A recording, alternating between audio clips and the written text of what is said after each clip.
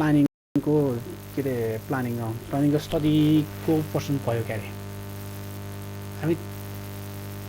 Last time हामीले के अरे फ्लो ड्युरेसन कर्भ यिनीहरूको कुरा सुरु गरेको होइन युज अफ एफडिसीमा थियो सर ए ओके त्यही छ ओके ठिक छ म त्यसैमा फेरि उयो गरौँ भनेपछि च्याप्टर 2 को सुरुको पोर्सन त्यो प्लानिङको कुराहरू हामीले डिस्कस गऱ्यौँ होइन त्यो भनेको 3टा experiment study pre feasibility and feasibility त्यसमा डिटेलमा डिस्कस गऱ्यौँ होला होइन त्यो थियो अनि त्यसमा कुन कसरी लिने भनेर त्यहाँ हामीले डिस्कस गऱ्यौँ त्यसपछिको सेकेन्ड 2.2 भनेको चाहिँ हाइड्रोलोजिकल प्रोसेसिङ समथिङ भनेछ अलि लामो छ प्रोसेसिङ भनेछ है त्यो अन्तर्गतको दुईटा हाइड्रोलोजिकल डाटा प्रोसेसिङ भनेछ त्यसमा चाहिँ प्रोसेसिङ डाटा नोइज आइरहेको छ धेरै यो चार्जलाई के पनि रहेछ भन्छन् ओके अब आएन होला है मेरो चार्ज हुँदा त्यस्तो हुँदो रहेछ फेरि चार्ज अघि पनि क्लास लियो सकिन्छ कि ठिक छ हेरौँ भनेपछि हाइड्रोलोजिकल प्रोसेसिङ जुन छ त्यसमा स्पेसली हामीले दुईटा चिज चाहिँ यो हाइड्रोको लागि नहुने टुलको रूपमा फ्लो ड्युरेसन कर्भ र मास कर्भ लिन्छौँ है मास कर्भ र फ्लो ड्युरेसन कर्भ चाहिँ दुईटा हाइड्रोपावरमा धेरै नै इम्पोर्टेन्ट चिज हो इम्पोर्टेन्ट टुलको रूपमा पनि लिँदा हुन्छ यसलाई अनि मास कर्भको लास्ट टाइम अलिकति हामीले भइसकेको हो भनेपछि मास के अरे फ्लो ड्युरेसन कर्भको अब फ्लो ड्युरेसन कर्भ भनेको के हो म फेरि अलिकति भने त्यो भनेको कस्तो भन्दा एउटा ग्राफ हो या एक्स एक्सिस र वाइ एक्सिसमा ड्र गर्ने कर्भ हो त्यसमा के हुन्छ भने यता एक्स एक्सिसमा टाइमलाई पर्सेन्टेजमा राख्ने त्यो टाइम भनेको तपाईँको कन्सर्न सब्जेक्टको टाइम जस्तो अब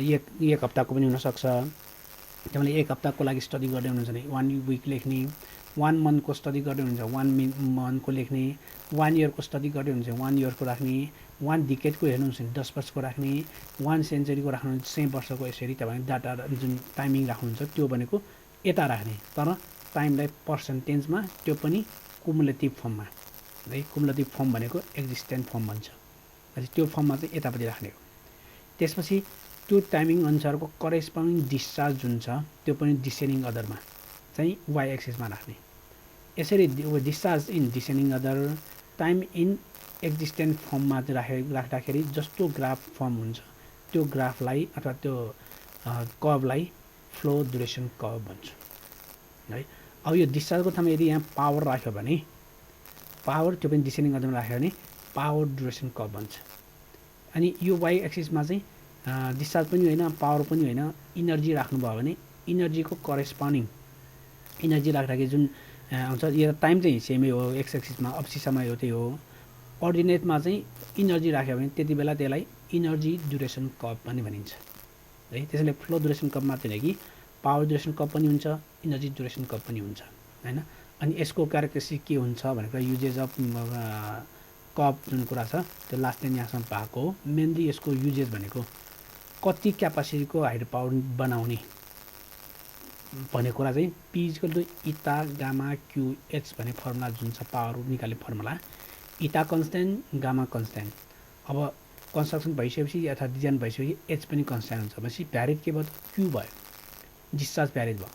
अब डिस्चार्ज कति लिने त तपाईँको प्लान्टको क्यापासिटी यति हो भनेर डिफाइन गर्नलाई चाहिँ डिस्चार्ज कतिसम्मको लिने भन्ने कुरा जुन क्यू राख्छौँ नि त्यो क्यू भनेकै डिजाइन डिस्चार्ज भयो अब त्यो क्यू डिजाइन कति लिने भन्ने कुरा यो कर्भबाट डिफाइन गर्छ यो कर्भ हेरिकन डिफाइन गर्छ जस्तो क्यू 40 लियो भने 40% करेस्पोन्डिङ यो डिस्चार्ज दिने भयो भनेपछि यो 40% करेस्पोन्डिङ क्यू लिएर तपाईँले जुन पावर निकाल्नुहुन्छ पावर प्लान्टको डिजाइन गर्नुहुन्छ त्यति प्लान्ट बराबर त्यति पावर बराबरको प्लान्ट डिजाइन गर्नुहुन्छ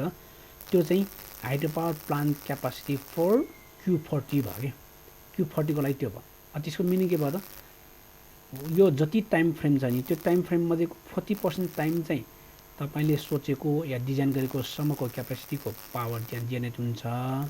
जस्तो 40 को करेस्पोन्डिङ यो भयो हैन 40% यो छ भने यसको 40 को करेस्पोन्डिङ यसरी गर्दा यहाँ भयो अनि यसको करेस्पोन्डिङ Q भनेको यो भयो भनेपछि 40% टाइममा चाहिँ तपाईँले चाहेको जति यो भन्दा बढी पनि पानी छ तर कमसेकम तपाईँलाई यति पानी चाहियो भने भनेपछि यो 40% टाइममा यहाँदेखि यहाँसम्म जति टाइम फ्रेम आउँछ त्यति टाइममा चाहिँ तपाईँले भनेको जस्तो अथवा डिजाइन गरेको जस्तो पावर जेनेरेट हुँदो रहेछ अब बाँकी 60% 100 मा 60% बाँकी छ 60% मा चाहिँ तपाईँले भनेको जस्तो पावर जेनेरेट हुँदैन किनकि तपाईँले चाहिने पानी चाहिँ यति हो डिस्चार्ज चाहिने डिस्चार्ज चाहिँ यति हो यो डिस्चार्ज चाहिँ यहाँ हो नि त अनि यति हो। तर यहाँ चाहिँ 50% मा जम्मा यति मात्रै डिस्चार्ज छ भन्नाले यति पुगेन, 60 मा यति मात्रै छ यति पुगेन, यहाँ यति पुगेन 60 मा हैन, त्यस्तै 90 मा यति डिस्चार्ज पुगेन भने त्यो अनुसारको पावर त जेनेरेट भएन नि। भनेपछि 40% टाइम चाहिँ भनेको जस्तो तपाईँले पावर जेनेरेट हुने भए बाँकी 60% टाइम्स अफ द, अब तपाईँ 1 वर्षको हुन्छ भने 1 वर्षको 60% कति हो क्याल्कुलेट गर्नुहोस्, 1 महिना भने त्यो अनुसार क्याल्कुलेट गर्नुहोस्। भनेपछि जे होस् 60% टाइममा चाहिँ तपाईँले क्याल्कुलेट गर्न खोजेको पावर जति छ त्यति चाहिँ जेनेरेट हुँदैन भनेको, यो पर्सेन्टेजले त्यो दिन्छ। त्यही चिज देखाउनलाई चाहिँ यो mass curve mostly flow duration curve mostly use हुने कारण त्यही नै हो, यसको युजेज यही नै हो है। अब क्यारेक्टरिस्टिक्स पनि सायद मैले भने होला हैन, क्यारेक्टरिस्टिक्स यसको इन्टरभल स्लोप के दिन्छ, अनि Q40 भने के हो, 60 के भने के हो पनि भने होला। र अर्को चाहिँ यो पोलिसी वाटर ल अनुसार चाहिँ तपाईँले डाउनस्ट्रिममा पानी छोड्दाखेरि कमसेकम 10% अथवा 5 देखि 10% चाहिँ पानी कन्टिन्युसली छोड्नुपर्छ भन्ने कुरा। सबै पानी चाहिँ रोक्न पाइँदैन, 10% जति छोड्नुपर्छ भन्छ। त्यो चाहिँ इको ब्यालेन्सको लागि है, इकोसिस्टम चाहिँ मेन्टेन गर्नको लागि चाहिँ 10% पानी छोड्ने चलन छ, जसलाई हामी इन्भाइरोमेन्टल फ्लो भन्छौँ। यहाँसम्म भएको जस्तो लाग्छ हो, लास्ट टाइम हाम्रो यहाँसम्म भएको जस्तो लाग्छ हो, साँच्ची हो?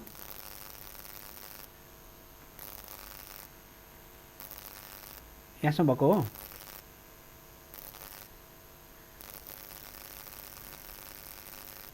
खोइ बोल्नु भएन कि साउन्ड सुनेन के छ?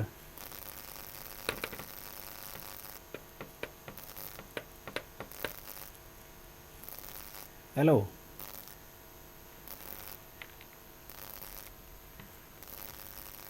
योभन्दा अगाडिसम्म चाहिँ होला, योभन्दा अगाडिसम्म भनेको योभन्दा अगाडि भन्नाले के यतापट्टि यो टपिक चाहिँ हामीले होइन, योभन्दा अगाडि भन्नाले यो टपिक हामीले पढेको थियौँ last time. Flow duration curve पढ्यौँ, यो पढ्यौँ होइन र? फ्लो ड्युरेसन कप यो भयो, यो पढेको होला। यहाँ युजेससम्म भनेपछि युजेससम्म यो भने होला, अथवा यो क्यारेक्टरिस्टिक्स पनि भएको जस्तो लाग्छ। जन्दा पनि मैले भर्खर भने नि त्यहाँसम्म भयो, यो फ्लो ड्युरेसनसम्म यही नै हो। यसलाई ठिकै छ। भनेपछि अब यसमा लगभग जुन फ्लो ड्युरेसन कप भने नि लगभग अहिले भनेको कुरा त्यति नै हो, यति नै कुरा हो है। अब यसमा यो ग्राफ हेरेर तपाईँले पावर पनि निकाल्न, यो फ्लो ड्युरेसन कप हेरेर पावर पनि निकाल्न मिल्ने भयो, इनर्जी पनि निकाल्न मिल्ने भयो है। त्यो कुरा चाहिँ यसरी दिन्छ। र अब इन्भाइरोमेन्टल फ्लो भनेको त मिनिमम 10% छोड्नुपर्छ भन्ने कुरा मात्रै भयो। ठिक छ, यतिसम्म चाहिँ अगाडिको भएको लगभग। अब यो लास्ट स्लाइड बाँकी थियो, यो पनि भयो। त्यसपछि सेकेन्ड टुल्स भनेको चाहिँ मास कप।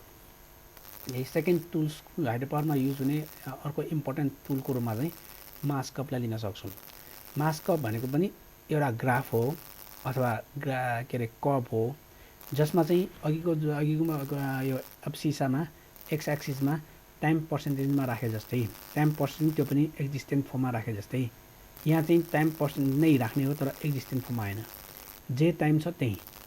चाहिँ यता एक्सिसमा राख्ने। अनि वाइ एक्सिसमा चाहिँ फ्लो, जुन फ्लो भइरहेछ, पानी बगिरहेछ, त्यसलाई चाहिँ इन टर्म्स अफ भोल्युममा अथवा डिस्चार्जमा त्यो पनि एकुमुलेटेड फर्ममा है जोड्दै जाने, त्यो चाहिँ यसरी माथि राख्ने, वाइमा राख्ने। यसरी एकुमुलेटेड डिस्चार्ज अथवा भोल्युम इन अर्डिनेट अथवा Y axis and time in abscissa, then the graphs are the cup what is the form is known as mass curve भन्छ है। यसरी यो दुईटा राखेर जुन कर्भ जेनेरेट हुन्छ, that's form is that's curve is known as mass curve. ठिक छ, it is the graph of the cumulative value of water quantity है। यता जुन पानी क्वान्टिटी आउँछ नि, त्यो पानी क्वान्टिटी चाहिँ यता एकुमुलेटेड अथवा कुमुलेटिभ फर्ममा राखेको होइन, त्यो चाहिँ यो भयो वाटर क्वान्टिटी एकुमुलेटिभ फर्ममा भयो। एगेन्स्ट टाइम जुन छ त्यसरी नै हामी ग्राफ भन्छौँ। भनेपछि टाइम यता राख्छौँ, वाइ एक्सिसमा हामीले कुमुलेटिभ वाटर क्वान्टिटी राख्छौँ। त्यो रन पनि हुनसक्छ, डिस्चार्ज हुनसक्छ, कुनै पनि हुन सक्ने भयो है। त्यति बेला जेनेरेट हुनेको अथवा जुन कप जेनेरेट हुन्छ that is the mass curve. यो एक्जिमहरूमा चाहिँ is also known as ripple curve अथवा made from the mean monthly flow record of. यसले यसको अब मेन युजेस के भन्दाखेरि अहिलेको यो के अरे फ्लो ड्युरेसन कपले चाहिँ पावर निकाल्ने अथवा डिजाइन डिस्चार्ज फाइन्ड आउट गर्नलाई युज गर्ने भयो मेनली। अनि मास कपको मेन युटिलाइजेसन भनेको रिजर्भायर पानी जम्मा गर्नलाई चाहिने जुन पानी छ के अरे क्यापासिटी छ रिजर्भर छ त्यो रिजर्भरको क्यापासिटी कतिको चाहिन्छ या कति हुनुपर्छ भन्ने कुरा फाइन्डिङ गर्ने काम चाहिँ मास कपको तपाईँ रिजर्भरमा it is used to facilitate the storage computation and reservoir regulation. It means the mean when the flow are sum up consequently and each sum is plotted about the corresponding time up to which the sum is done भन्नाले यसै some accumulate गर्दै जाने some गर्दै जाने भयो अब hydro पावरको केसमा चाहिँ यहाँ कति क्यापासिटीको रिजर्भर क्यापासिटी बनाउनु पर्छ चाहिन्छ भन्ने कुरा आयो भने त्यो निकाल्ने काम चाहिँ मास कप प्लट गरेर निकाल्न मिल्छ त्यसै यसै मास कपको मेन फंक्सन अथवा मेन युटिलाइजेसन भनेको डिटर्मिनेसन अफ रिजर्भर क्यापासिटी है फ्लो ड्युरेसनको मेन क्यापासिटी मेन ओ भनेको चाहिँ के अरे डिटर्मिनेसन अफ डिजाइन डिस्चार्ज अथवा डिटर्मिनेसन अफ इन्स्टल क्यापासिटी चाहिँ फ्लो ड्युरेसन कपले दिने भए अनि डिटर्मिनेसन अफ रिजर्भर क्यापासिटी चाहिँ मास कपले दिने भयो ठिक छ यसको चाहिँ यो भयो अब यो मास कपको क्यारेक्टरिस्टिक्सहरू हेर्दाखेरि चाहिँ थुप्रै क्यारेक्टरिस्टिक्सहरू यसमा हुन सक्छन् त्यसमा चाहिँ यो पोइन्टहरू मैले यहाँ लेखेँ यही पोइन्टलाई पोइन्ट चाहिँ यहाँ तपाईँले अब के अरे स्लाइड चाहिँ हेर्न सक्नुहुन्छ नोट पनि दिएको छु त्यो हेर्नु यो चिजलाई म यहाँ ग्राफ देखाएर तपाईँलाई देखाउँछु है अथवा यही चिजलाई पहिला अगाडिको ग्राफमै हेरौँ यसमा पनि क्लियर छैन त ठिक छ यसमा यो ग्राफ हेर्नु जस्तो यो ग्राफको डाटा चाहिँ के छ भने 1991 जनवरी 1 देखि करिब 5 वर्ष है 95 डिसेम्बर 31 सम्मको डाटा भयो त्यो फ्लो ड्युरेसन फ्लो जुन फ्लो आएको छ अथवा रन अप भएको छ त्यसको डाटा भयो 5 वर्षको अनि यो हरेक सानो पनि एक महिनाको भयो है यहाँदेखि यहाँसम्म 1 महिना 12वटा होला यहाँ 12वटा होला यसरी हरेक मन्थको भनेपछि यो थोपा यो दत्त जुन आएको छ नि इच मन्थको डिस्चार्ज अथवा रन अपको हो अब यो हरेकको यसरी प्लट गर्दा यसरी सबै एउटा प्लट आयो यसरी कब आउने भयो है अनि तपाईँले के चाहिँ बुझ्नु पऱ्यो भन्दा जसरी फ्लो ड्युरेसन कप चाहिँ जहिले पनि है यसको सेप चाहिँ जहिले पनि फ्लो ड्युरेसन कपको सेप जहिले पनि जसरी तपाईँको यस्तो सेपमा हुन्छ फ्लो ड्युरेसन कप भनेको जतिखेर पनि यस्तो सेपमा आउने भयो करिब यस्तो सेपमा आउने भयो फ्लो ड्युरेसन कप एफडिसी भने मास कप चाहिँ जहिले पनि माथि पनि जान्छ क्या यसरी इन्क्लाइन हुन्छ यो जसरी इन्क्लाइन हुन्छ इन्क्लाइन भनेको अब बाङ्गोतिङो पनि हुनसक्छ सिधा पनि हुनसक्छ या यसरी अब जसमाथि यसरी जान्छ तल कहिले पनि आउँदैन किन तल आउँदैन भन्दा है किन तल आउँदैन भन्दा यो त यताको भोल्युम जुन छ नि यो त एकुमुलेटेड फर्म हो नि त एकुमुलेट भनेको पानी के अरे डिस्चार्ज अथवा भोल्युम जोड्दै जाने हो त्यो जोडेपछि त अब जस्तो वैशाखमा जति पानी आयो रेकर्ड हुन्छ जेठमा अर्को पानी त जोड्ने भएपछि पक्कै माथि जाने भयो है जहिले पनि यसको चाहिँ इन्क्लाइनिङ फर्ममा हुन्छ भन्नु खोजेको जतिखेर पनि अब इन्क्लाइनिङ फर्ममा त हुन्छ अनि कस्तो सेप हुन्छ जस्तो पनि हुने भयो यसरी अहिले देखाएपछि यसरी बाङ्गोटिङको पनि होला यसरी होरिजिनल लाइन पनि आउला तर यो डाउन लाइन चाहिँ यसरी डाउन चाहिँ हुँदैन तर तल चाहिँ यसरी जाँदैन माथि नै जान्छ होरिजिनलसम्म जान्छ अथवा माथि चाहिँ जान्छ ओके है होरिजिनलसम्म जान्छ तर माथि चाहिँ जान्छ त्यसै अब यसको क्यारेक्टरिस्टिक अब के हुन्छ हेरौँ यसमा पनि अब यसैमा हेरौँ जस्तो यो चाहिँ डाटा ल यता जनवरीको अरे यो जनवरी महिनाको अरे यो त्यसपछि यहाँसम्म पुग्दाखेरि यो चाहिँ जनवरी फेब्रुअरीमा हालेर फेब्रुअरी है यो F5 अनि यताको यो यता भनेको डिस्चार्ज भइहाल्यो अथवा भोल्युम भइहाल्यो पानी भइहाल्यो यो होइन भोल्युम भयो अब यो यसरी यदि स्ट्रेट लाइन आयो भने यसले के जनाउँछ भने जनवरीसम्म तपाईँको डिस्चार्ज यति लेभल पुगिसक्यो जनवरीसम्म अनि फेब्रुअरीमा पनि यति नै भयो अरे के यति नै भएपछि ओरिजिनल हुने भयो यति नै जति छ त्यति नै भयो त्यसको मिनिङ के भयो भने त्यो पर्टिकुलर कुनै रिभर जुन छ नि त्यसमा जनवरीमा सर्टेन पानी आयो जेठमा के अरे फेब्रुअरीमा कति पनि पानी आएन फेब्रुअरी महिनाभरि त्यहाँ रिभरमा पानी नै बगेन भने एड भएन क्या यो त कुमुलेटिभ भने त एड गर्दै जाने हो नि यता यहाँ एडै भएन के हुन्छ अब जतिको तति हो त्यही भएर स्ट्रेट लाइन आयो यताको वाइले भोल्युम अथवा रेनफल देखाउँछ यता वाइले होइन वाइले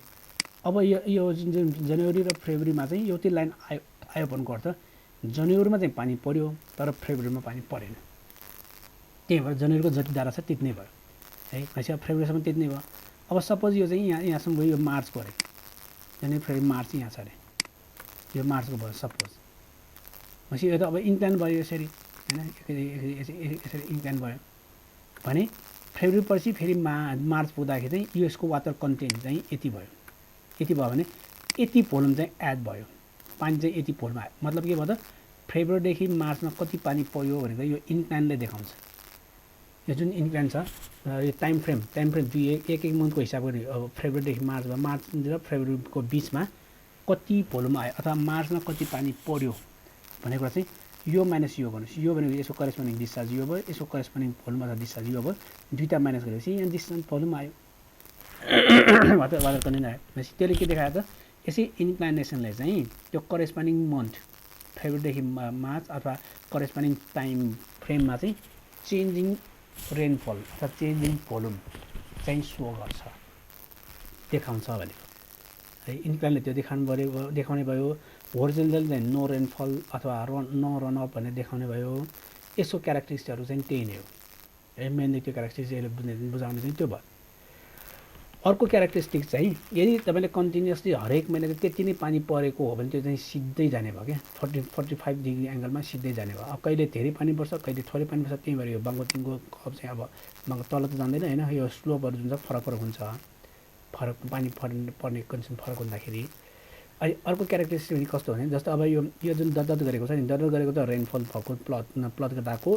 यो के अरे मास कप भयो है मास कप भनेको यो भयो यो मास कप भयो अब यो मास कपले चाहिँ तपाईँको रिजर्भर क्यापेसिटी कसरी निकाल्ने भन्दाखेरि अब कुनै पनि प्रोजेक्टमा चाहिँ वाटर कन्टेन्ट अथवा वाटर डिमान्ड कति छ भनेर दिएको छ भने त्यो जति छ त्यो अनुसार राख्ने भयो त्यो अनुसार प्लट गर्ने भयो वाटर डिमान्ड हैन यदि दिएन भने यसको एभरेजमा चाहिँ वाटर डिमान्ड कति हुन्छ भनेर निकाल्दाखेरि फर्स्ट पोइन्ट र लास्ट पोइन्ट जोड्दाखेरि यो जुन लाइन आयो नि यो लाइन यो भनेको एभरेज डिमान्ड भयो अब यो लाइन जसरी आयो यो चाहिँ एभरेज डिमान्ड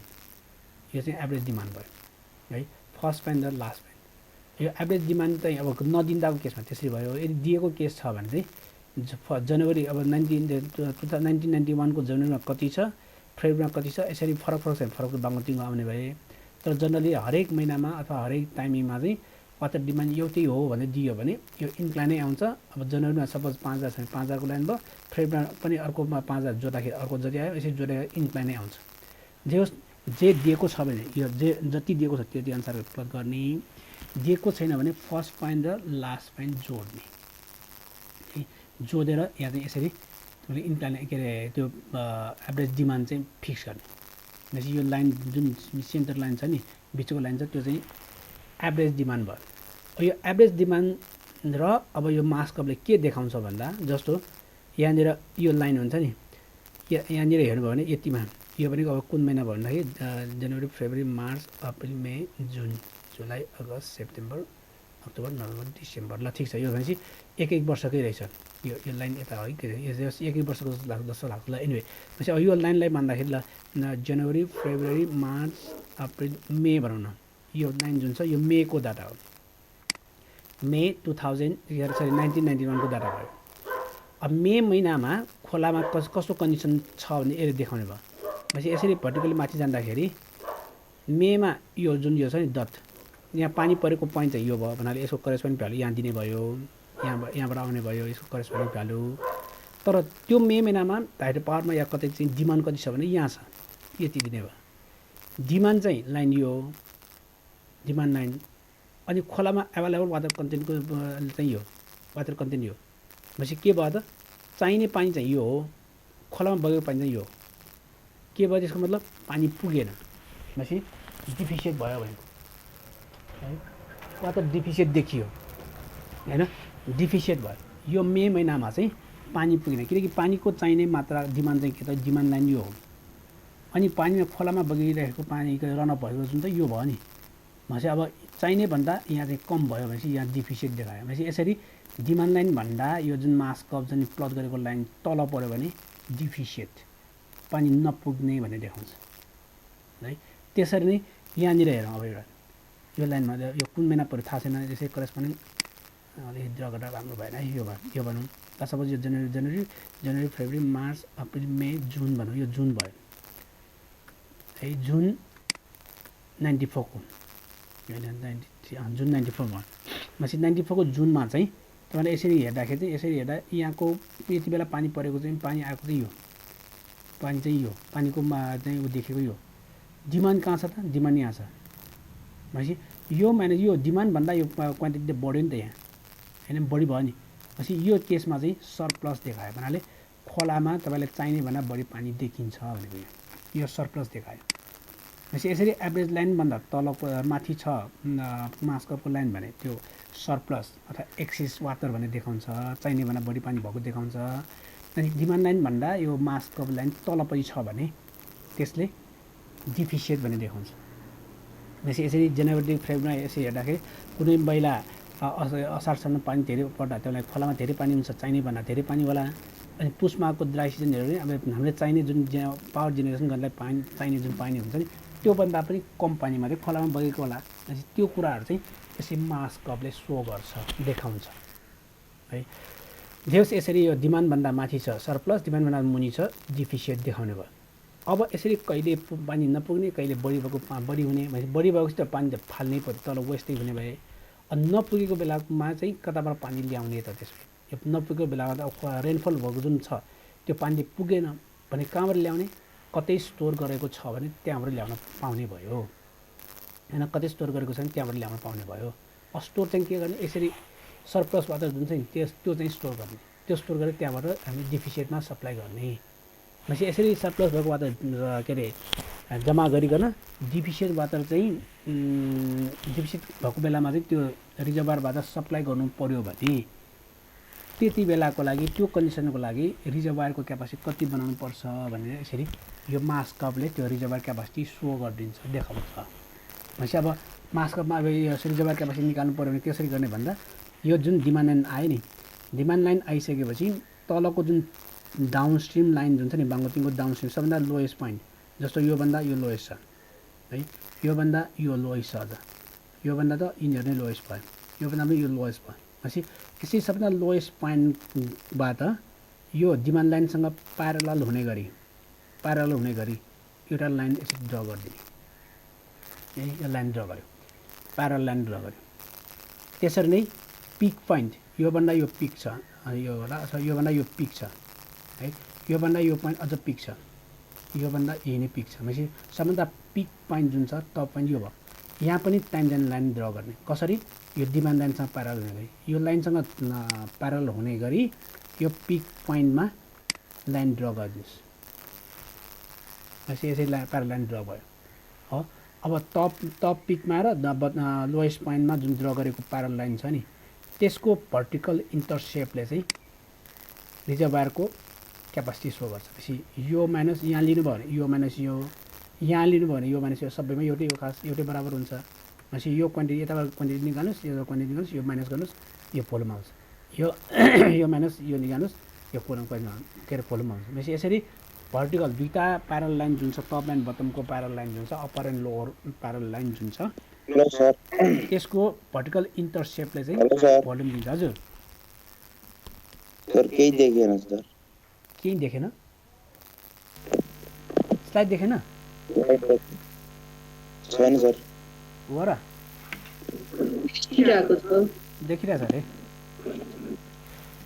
देखिरहेछ अरे तिम्रो मात्रमा हो कि देखिरहेछ है अरूले अब तपाईँको देखेन भने तपाईँको चाहिँ ऊ भयो होला अलिक नेट स्लो भयो कि अब कसैको पनि देखेन भने चाहिँ मेरोमा प्रब्लम भयो है अब तपाईँ के अरे अरूकोमा प्रब्लम छैन भने तपाईँकोमा नदेखायो भने एकचोटि रिफ्रेस गर न रिजोइन गर न एकचोटि है त्यो लिभ गरेर फेरि जोइन गर्नुहोस् देखिन्छ होला ओके भनेपछि यसरी अप्पर र लोवर जुन लाइन छ नि प्यारल लाइन छ नि त्यो लाइनको भर्टिकल इन्टरसेपले चाहिँ यो रिजर्भरको क्यापासिटी भन्छ यो लाइनको क्यालकुलेसन भने यो भनेको रिजर्भर क्यापासिटी भनेपछि मास्कपको फाइदा चाहिँ यो है मास्कपको युटिलाइजेसन यो यही कुरा चाहिँ यहाँ यसमा लेखेको छ यहाँ तपाईँले हेर्नु होला होइन यो निकाल्ने चाहिँ यो तरिकाले निकाल्ने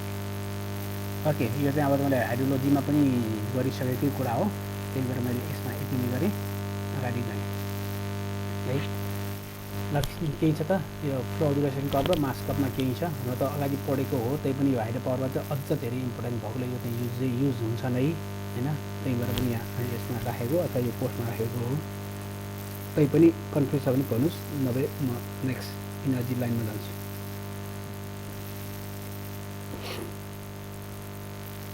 ओके, छैन भने ठिकै छ, छैन भने अब यो पनि एक किसिमको रिभिजनै हो। फ्लो इनर्जी फ्लो डायग्राम भनेको चाहिँ तपाईँले हाइड्रोलिक्समा पढ्नुभएको जुन एचजिएल लाइन, हाइड्रोलिक ग्रेडियन्ट लाइन र टिइएल लाइन, टोटल इनर्जी लाइन जुन पढ्नुभयो नि त्यही नै हो। वाटरमा अथवा हाइड्रोलिक्समा इनर्जीको फर्म भनेको जम्मा 3 किसिमको इनर्जी फर्म हुन्छ, प्रेसर इनर्जी, काइनेटिक इनर्जी र पोटेन्सियल इनर्जी। 3 किसिमको इनर्जी हुन्छ है। त्यो 3 किसिमको इनर्जीमा चाहिँ अब फ्लो हुँदै जाँदाखेरि अथवा कन्भे हुँदै जाँदाखेरि कुन ठाउँमा कुन पोइन्टमा कति इनर्जी भयो त, कति इनर्जी बाँकी छ, sum of the energy, pressure, kinetic and potential energy कति बाँकी छ, अथवा त्यसमा प्रेसर कहाँ छ, कति छ भनेर सो गर्दाखेरि जुन इमेजिनरी हामी लाइन ड्र गर्छौँ त्यस्तो लाइनलाई हामी इनर्जी फ्लो लाइन डायग्राम भन्छौँ है। त्यो इनर्जी फ्लो डायग्राम 2 किसिमको हुन्छ, एउटा हाइड्रोलिक ग्रेडियन्ट लाइन एचजिएल, अर्को टोटल इनर्जी लाइन है। हाइड्रोलिक ग्रेडियन्ट लाइन भनेको काइनेटिक इनर्जी बाहेकको, काइनेटिक इनर्जी जुन छ त्यो बाहेकको लाइनलाई हामी हाइड्रोलिक ग्रेडियन्ट लाइन भन्छौँ, यो बाहेकको इनर्जी। र प्रेसर इनर्जी, पोटेन्सियल इनर्जी र प्रेसर इनर्जीको समबाट आएको इनर्जी जुन छ त्यसलाई हामी त्यो आएको इनर्जीको इमेजिनरी लाइन जुन छ त्यो चाहिँ हाइड्रोलिक ग्रेडियन्ट लाइन। यदि पोटेन्सियल इनर्जी पनि अब डाटम लेभल एउटै हो भने त्यहाँ चाहिँ प्रेसर इनर्जी मात्रै हुन्छ होइन। भनेपछि यसरी प्रेसर इनर्जीमा चाहिँ ठाउँमा जस्तो इन्टेकमा कति छ, यहाँ चाहिँ पिजोमिटर राख्नु चाहिँ कति देखाउँछ, यहाँ ड्यामको लास्टमा इन्डमा कति देखाउँछ होइन, त्यसै यहाँ टक्कुमा कति देखाउँछ, पावर हाउसमा पुगेपछि कति लाइन हुन्छ, इनर्जीको जुन पिजोमिटर राख्दा त्यसले जुन पानी राइज गर्छ नि, त्यो लेभल कहाँसम्म पुग्यो त, यसै हरेकको मेजर गर्दा तपाईँले यो यसरी लाइन ड्र जुन गर्नुहुन्छ यो चाहिँ एचजिएल हाइड्रोलिक ग्रेडियन्ट लाइन भयो है। इनर्जी लसहरू सबै कताएर आएपछि हाइड्रोलिक ग्रेडियन्ट लाइन भयो। अब यसमा काइनेटिक इनर्जी पनि सम गऱ्यो भने चाहिँ, काइनेटिक इनर्जी जोड्यो भने यसमा लाइन अलिक माथि आउँछ होइन, त्यो इनर्जीलाई चाहिँ टिइएल भन्छ, टिइएल टोटल इनर्जी लाइन है। जुन कुरा हाइड्रोलिक्समा पनि पढ्नु भएको छ, ड्र गर्नुभएको छ। अब यहाँ चाहिँ अब ड्र गरेर भनेर त आउँदैन होला, तर त्यो के हो भने त मात्रै भयो है, एक किसिमको रिपिट जस्तै भयो, टिइएल टोटल इनर्जी लाइन सरी ठिक छ। त्यही लाइनलाई चाहिँ यसरी हाइड्रोलिक ग्रेडियन्ट लाइन अथवा टिइएल लाइन जुन छ त्यसैलाई हामी इनर्जी फ्लो डायग्राम भन्छौँ होइन। यो चाहिँ अगाडिकै एक किसिमको रिपिट मात्रै भयो। त्यसपछि अब पावर पोटेन्सियललाई इस्टिमेट कसरी गर्ने, कति हुन्छ, अथवा कुनै पनि हाइड्रो पावरको पावर पोटेन्सियल कति हुन्छ भन्ने कुरा मैले च्याप्टर 1 मै देखाइसकेँ। P equal to eta gamma QH हुन्छ है। P equal to eta gamma क्युएचले जति दिन्छ त्यति, त्यो भनेको पावर पोटेन्सियल भयो होइन। During the power production the kinetic and potential energy of the fluid is to be rotate turbine and couple with the shaft of the generator होइन। यसरी गर्दाखेरि त्यहाँबाट जेनेरेट गरिसकेपछि त्यहाँबाट जुन इलेक्ट्रिसिटी निस्किन्छ त्यो चाहिँ पावर हो। त्यो कुनै पावर के अरे हाइड्रो पावर प्लान्टमा आउने पावर हो, जुन फर्मुला इटागामा क्युएच भन्ने कुरा अगाडि हेऱ्यौँ है। अब त्यसमा त्यहाँबाट निस्किन्छ इटागामा क्युएच भयो, तर त्यो कन्ज्युमरसम्म पुग्दा अथवा त्यो सुरुदेखि लास्टसम्म यसरी पानी फ्लो हुँदै जाँदा त्यहाँ ठाउँमा त लसेस त पक्कै हुन्छ। भनेपछि त्यो लसेसहरू सबै घटाएर त्यहाँबाट जुन बाँकी भएको छ त्यसलाई हामी इफिसियन्सी भन्छौँ। त्यो इफिसियन्सीले मल्टिप्लाई भएर आएको भ्यालु भनेको चाहिँ एक्चुअल पावर हो है। खास चाहिँ एक्चुअल पावर अथवा रियल पावर चाहिँ त्यो हो। अब इन जनरलमा चाहिँ तपाईँलाई वाटर कन्भेन्स यसरी पानी कन्भे गर्दाखेरि हेडवर्कदेखि पावर हाउससम्म आउँदाखेरि जुन तपाईँले टनेल होला अथवा क्यानल होला अथवा पाइप होला त्यहाँबाट पानी बग्दाखेरि लगभग हामी 70% पानी चाहिँ के अरे 30% पानी चाहिँ लस हुन्छ अरे। त्यसको हेड चाहिँ 30% लस हुन्छ भने अथवा त्यसको इफिसियन्सी 70% मात्रै हुन्छ। इन्टेकमा आउँदा त कुनै एउटा इनर्जी छ भने त्यो चाहिँ पावर हाउससम्म पुग्ने बेलामा त्यसको इनर्जी चाहिँ 30% लस भइसकेको हुन्छ अथवा 70% मात्रै बाँकी हुन्छ। भनेपछि वाटर कन्डेन्स इफिसियन्सीको रूपमा चाहिँ जनरली हामी 30% के अरे 70% दिन्छौँ है। त्यसै अब यसरी पावर हाउसमा पानी आइसकेपछि त्यो पावर हाउसले तपाईँले टर्बाइनमा थपिन्छ, टर्बाइनबाट मेकानिकलमा कन्भर्ट हुन्छ, मेकानिकल कन्भर्ट हुन्छ, मेकानिकलबाट जेनेरेटरको थ्रु हुँदै इलेक्ट्रिसिटी निस्किन्छ। भनेपछि यसरी मेकानिकल इफिसियन्सी के टर्बाइन र जेनेरेटरको जुन इफिसियन्सी छ त्यो इफिसियन्सी इलेक्ट्रोमेकानिकल इफिसियन्सी भन्छौँ, त्यो पनि लगभग हामी 80% हुन्छ है। त्यो जेनेरेटर त अब मेकानिकलको इफिसियन्सी जुन छ दुइटै गरी कम्बाइन गरेर 80% अब 80 भनेर कति कुनैमा 85 होला कुनैमा 90 होला कुनैमा 70 होला एभरेजमा 80% भयो त्यो ब्रान्ड अनुसार अथवा कम्पनी अनुसार फरक हुन्छ चाइनिज कम्पनीले बनाएको टर्बाइन अर्कै होला जापानको अर्कै होला नेपालको आफ्नै होला भनेपछि यसरी फरक हुन्छ तर लगभग चाहिँ 80% हुन्छ वाटर कन्भेन्समा चाहिँ 70 अनि इलेक्ट्रोमेकानिकलहरू टर्बाइन र जेनेरेटरमा चाहिँ 80 योसम्म चाहिँ टर्बाइनले अब हाइड्रो पावरले प्रडक्सन गर्दासम्मको इफिसियन्सी भयो अब तपाईँले त्यो फेरि कन्ज्युमरसम्म पुग्ने बेला त्यो जुन ट्रान्समिसन लाइन छ नि त्यहाँ पनि लसेस हुनसक्छ त्यहाँ पनि यसरी 70-80% लस हुनसक्छ जे होस् एक्चुअलमा यो लस घटाएर आइसकेपछि बल्ल त्यो चाहिँ पावर चाहिँ हुन्छ र त्यो पावर बल्ल कन्ज्युमरमा पुग्ने भयो इस्टिमेट त्यो चाहिँ पावर भयो त्यो पावरलाई इस्टिमेट गर्दाखेरि इस्टिमेट भनेको फरकास्टिङ गर्दाखेरि प्रिडिक्सन गर्दाखेरि कसरी गर्ने कति हुन्छ भन्ने कुरा चाहिँ फरक कुरा हुन्छ जस्तो अब कुन केलाई कति पावर चाहिन्छ भने थाहा त हुन्न त्यो भने विभिन्न तरिकाले त्यसलाई क्लासिफाई गर्नुपर्छ अब घरमा हेर्नु भने रेसिडेन्सियल एरियामा हेर्नु भने रेसिडेन्सियल एरियामा पनि पावर डिमान्डहरू फरक हुन्छ जस्तै नर्मली हामी के भन्छौँ बिहान र बेलुका पावर डिमान्ड धेरै हुन्छ दिउँसो कम हुन्छ राति धेरै कम हुन्छ त्यही कुरा कमर्सियलमा हेऱ्यो भने कमर्सियल बिजनेस अथवा अफिसरमा हेऱ्यो भने शनिबारदेखि शुक्रबारसम्म लगभग यो पावर चाहिन्छ स्याटरडे कम हुन्छ अथवा बिहान 10 बजेदेखि 5 बजेसम्म एउटा डिमान्ड हुन्छ अनि राति अथवा अफ टाइममा चाहिँ अफिस टाइम बाहेकमा चाहिँ कम हुन्छ इन्डस्ट्रीमा त्यही त्यो मात्रै होइन कि अब कतै अब लाइफ स्ट्यान्डर्ड मान्छेको लाइफ स्ट्यान्डर्ड जस्तै काठमाडौँमा बस्नेहरूको लाइफ स्ट्यान्डर्ड र गाउँमा बस्नेहरूको लाइफ स्ट्यान्डर्ड फरक छ काठमाडौँमा जति हाई स्ट्यान्डर्ड छ भने लग्जरियस जिन्दगी छ भने त्यही अनुसारको इलेक्ट्रिक डिमान्ड पनि धेरै हुन्छ तर गाउँमा त्यो भन्दा गाउँमा एउटा सानो एकतले घर हुन्छ त्यहाँ एउटा चिन 5-10 वर्ष बालेपछि यहाँ फ्रिज हुन्छ टिभी होला के होला भनेपछि यसरी धेरै इक्विपमेन्टहरू इलेक्ट्रोनिक्स डिभाइसहरू अपरेट हुन्छ भने गाउँमा त्यो हुँदैन यो लाइफ स्ट्यान्डर्डले फरक पर्छ त्यस्तै पपुलेसन त त्यो हुने नै भयो अर्को चाहिँ त्यहाँको फाइनेन्सियल स्ट्याटस क्या त्यो लाइफ स्ट्यान्डर्ड नै पर्ने भयो अनि अर्को लिभिङ स्ट्यान्डर्ड भनेको पनि लाइफ स्ट्यान्डर्ड अनुसार नै हुने भयो होइन लिभिङ स्ट्यान्डर्ड कति छ काठमाडौँ बसेर कसको कति छ कस्तो लिभिङ स्ट्यान्डर्ड छ त्यो अनुसार हुने भयो त्यो भनेको इन्डाइरेक्टली फाइनेन्सियल स्ट्याटस कस्तो छ त्यो अनुसार बनाउनु है सँगसँगै चाहिँ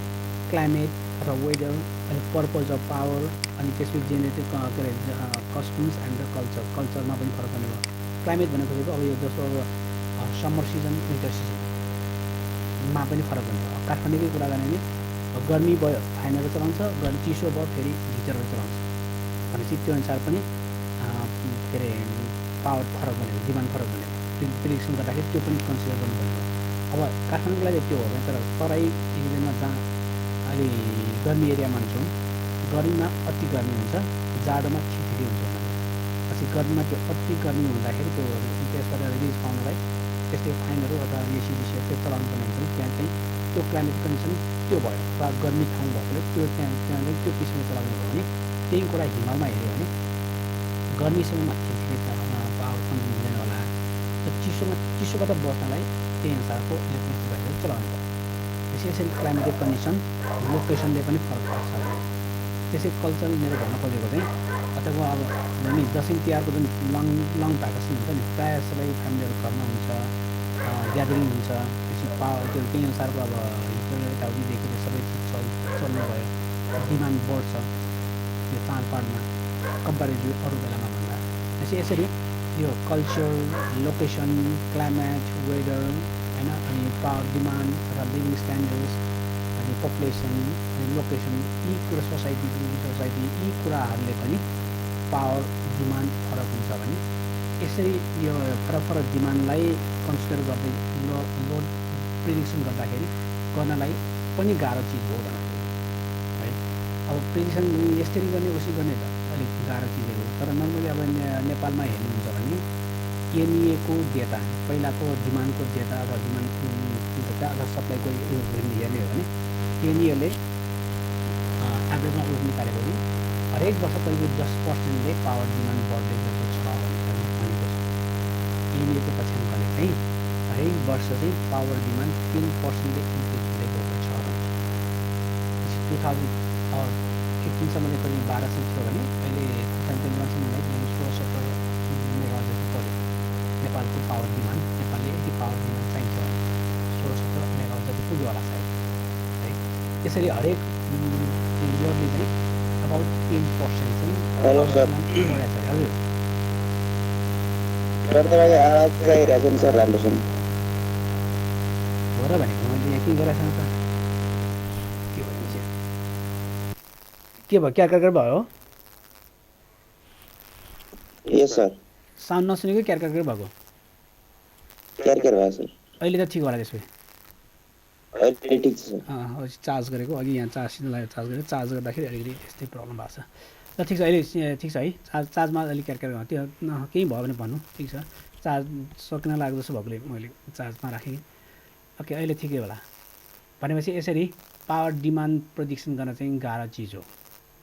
है। अब त्यसमा पनि अब प्रेडिक्सन गर्नलाई पावर डिमान्ड कति चाहिन्छ प्रेडिक्सन गर्ने धेरैवटा मेथडमध्येमा चाहिँ एउटा क्लास वाइज कन्जम्सन भयो। त्यो भनेको डोमेस्टिक क्लास एउटा कमर्सियल क्लास होइन। यसरी sector wise classification class wise अनुसार इन्डस्ट्रिजमा यति चाहिन्छ डोमेस्टिकमा यति चाहिन्छ कमर्सियलमा यति चाहिन्छ भनेको एउटा क्लास वाइज एउटा कन्जम्सन जुन छ त्यसको डाटा हेरेर पनि हामीले अब यति वर्षपछि यति पावर चाहिन्छ भने त्यो एउटा प्रेडिक्सन त्यो भयो। अर्को भनेको हिस्टोरिकल ट्रेन्ड मैले अघि नै भने नि एनइएको हिस्टोरिकल ट्रेन्ड हेर्दाखेरि चाहिँ नेपालमा पावर डिमान्ड लगभग 10% पर इयर्स हरेक वर्ष 10%ले बढी भएको देखिन्छ सुनिन्छ है। त्यो हिस्टोरिकल डाटा हेरेर भयो। त्यसपछि अर्को भनेको correlations between power consumption economical development त्यो भनेको जिडिपी भन्छौँ नि होइन। जिडिपी डेभलप कन्ट्रीमा स्पेसली डेभलप कन्ट्रीमा त्यो अनुसार जिडिपी अनुसार चाहिँ पावर डिमान्ड कति भनेको थाहा हुन्छ। त्यो भनेको इकोनोमिक कन्डिसन स्ट्याटस नाप्ने प्यारामिटर हो कि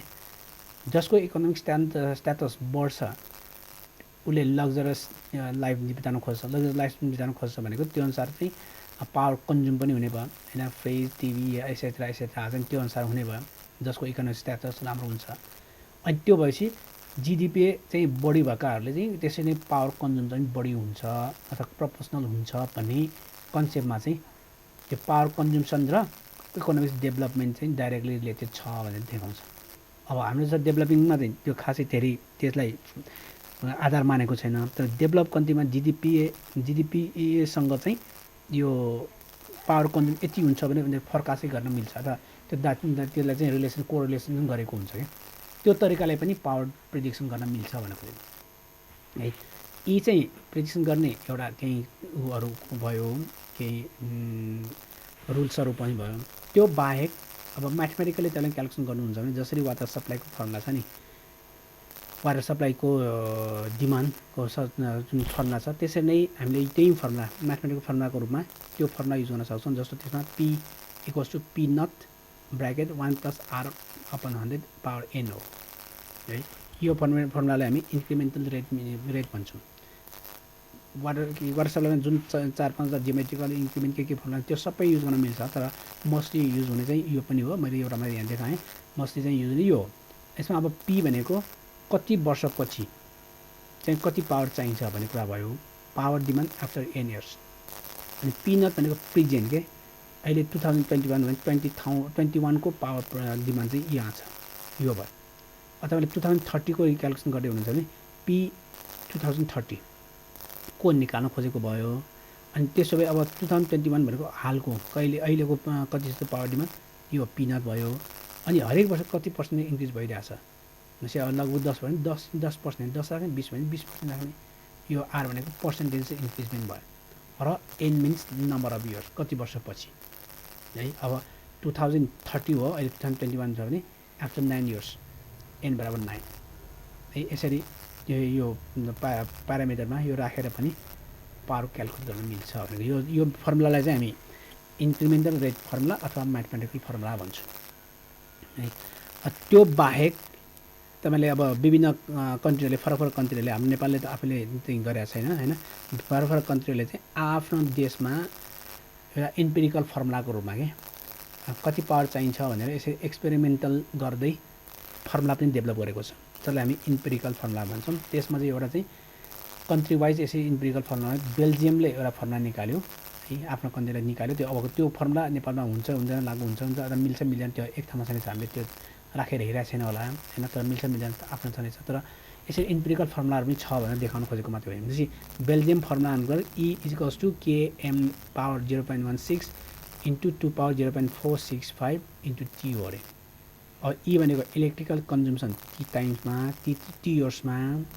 एम भनेको index manufacture production varies from nation to nation भनेपछि नेपालको लागि यति भारतलाई यति अथवा एसियन कन्ट्रीलाई यति उसको लागि युरोपमा यति भनेर उसले आफूले दिएको छ प्यारामिटर भ्यालु है त्यसपछि टी भनेको टाइम टी नै भइहाल्यो अनि के पनि कन्स्ट्यान्ट हो जुन पनि नेसन टु नेसन फरक हुन्छ यसरी दुईवटा कन्स्ट्यान्ट उसले कन्ट्री वाइज दिएको छ र टी थाहा भएपछि यसरी कति वर्षपछि कति पावर चाहिन्छ भने उयो दिएको भयो यो चाहिँ बेल्जियम फर्मुला भने बेल्जियमले निकालेको अथवा त्यहाँ रिसर्चबाट उनीहरूले फाइन्डिङ गरेको फर्मुला भयो त्यसै अर्को फर्मुला भनेको सिरी फर्मुला अरे त्यो अनुसार चाहिँ इक्वेसन यो भयो यसलाई सिम्प्लिफाई गर्दा G equals to 10 power C upon U power 0.15 भयो जी भनेको annual growth in the generation per demand in percentage भनेपछि एनुअली ग्रोथ कति छ भन्ने कुरा जी भयो यु भनेको चाहिँ पर क्यापिटल जेनेरेसन अथवा एकजनाको एकजनालाई कति पावर चाहिन्छ अथवा डिमान्ड चाहिन्छ भनेको यु अनि सी भनेको constant equals to 0.02 into population growth rate plus 1.33 भनेपछि यो फर्मुलाबाट पनि पर इयर्स पर हेड पर के पर्सेन्टेज अफ या डिमान्ड अथवा जेनेरेसन चाहिँ कति छ भने थाहा हुन्छ यो पनि इम्पेरिकल फर्मुला नै हो तर अब हामीले चाहिँ निकाल्नु पर्यो हाम्रो नेपालमा निकाल्नु पर्यो भने यसरी म्याथमेटिकल फर्मुला यो म्याथमेटिकल फर्मुला नै युज गर्छौँ यो इम्पेरिकल अब उनीहरूको देशको लागि मिल्न सक्ला तर हाम्रो लागि मिल्छ हाम्रो कन्ट्रीमा मिल्छ कि मिल्दैन थाहा हुँदैन त्यो हिसाबले हामी चाहिँ यो म्याथमेटिकल फर्मुला युज गर्ने है तर इम्पेरिकल फर्मुला पनि छ भन्ने कुरा मात्रै हो ओके यति भएपछि एउटा सानो कन्सेप्ट लिउँ यो एउटा क्वेसन हेरौँ अहिलेलाई सरी यो चाहिँ अहिले पढेन फर्मुला सेकेन्डरी मैले पढाएको छैन भनेपछि यो अहिले छोडौँ होइन यो मात्रै हेरौँ भनेपछि यसमा हेर्नुभयो भने from the following data the flow at the given site for an average years compute and draw the power duration curve मैले फ्लो ड्युरेसन कर्भ पनि पढाएँ पावर ड्युरेसन कर्भ पनि त्यस्तै कस्तो हुन्छ भने होइन इनर्जी ड्युरेसन कर्भ पनि त्यही वाइमा पावर राख्यो पावर ड्युरेसन कर्भ वाइमा वाइ एक्सिसमा इनर्जी राख्यो इनर्जी ड्युरेसन कर्भ र वाइ एक्सिसमा फ्लो अथवा डिस्चार्ज राख्यो फ्लो ड्युरेसन कर्भ हुन्छ भन्ने है त्यही कन्सेप्टलाई क्लियर गर्नलाई एउटा सानो न्युमेरिकल यहाँ राखेको भनेपछि यसमा अब कम्प्युट पहिला कम्प्युट गर अरे त्यसपछि ड्र गर अरे ड्र के गर पावर ड्युरेसन कर्भ ड्र गर भनेको छ होइन अनि के को भन्दा assume an average available net head एचको value 10 metre and combine turbine generation efficiency इताको भ्यालु चाहिँ 89% छ भने पहिला पावर निकाल त्यसपछि ड्र गर भनेको flow duration power duration curve चाहिँ ड्र गर भनेको अनि यहाँ चाहिँ अब सजिलोको लागि के दिएको छ भने यसरी डिस्चार्ज दिएको छ त्यो पनि डिसेन्डिङ अर्डरमा अलरेडी दियो अनि टाइम पर्सेन्टेज चाहिँ यसरी 1%मा 900 निस्किन्छ अर्को 10%मा यति 600 निस्किन्छ 20%मा 500 निस्किन्छ भने 100%मा यति निस्किन्छ भने यो दिएको भयो है यो एनुअल भनेकोले एनुअल तर भने यो वर्षको टाइमिङ भयो एक वर्षलाई 100% मान्यो 100%मा यसरी 10 20 30 यसरी हरेक पर्सेन्टेजमा इयरलाई चाहिँ पर्सेन्टेजमा कन्भर्ट गर्यो त्यसको करेस्पोन्डिङ डिस्चार्ज यहाँ दिएको भयो देख्छ त्यो भनेको यसरी गिभनमा माथि लेख्दा त्यो भयो यो मतलब यहाँ चाहिँ 10 छ एफिसियन्सी 89 छ प्राइमेरी इन्जरी अहिले मैले यो हटाइदिएँ यो अहिले यो तपाईँले नपढेकोले थाहा नहोला होइन यो चाहिँ नराखौँ अनि यो एफिसियन्सी चाहिँ यो पनि छैन एफिसियन्सी दुईवटामा दिएको भयो है यो दिएको मात्रै भयो ओके त्यसपछि अब क्यालकुलेसन नजाने हो भने सरी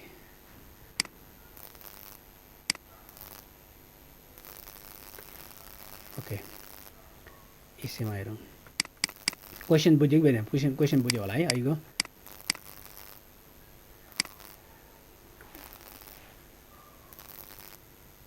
ओके यो क्यालकुलेसन यहाँ गरौँ मैले भ्यालु त यहाँ निकालिसकेकै छ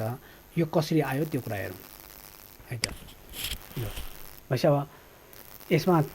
फ्लो डिरेक्सन यो फ्लो यो दिएकै छ टाइम यो पनि क्वेसनकै भयो है यो चाहिँ क्यालकुलेसन गर्न खोजेको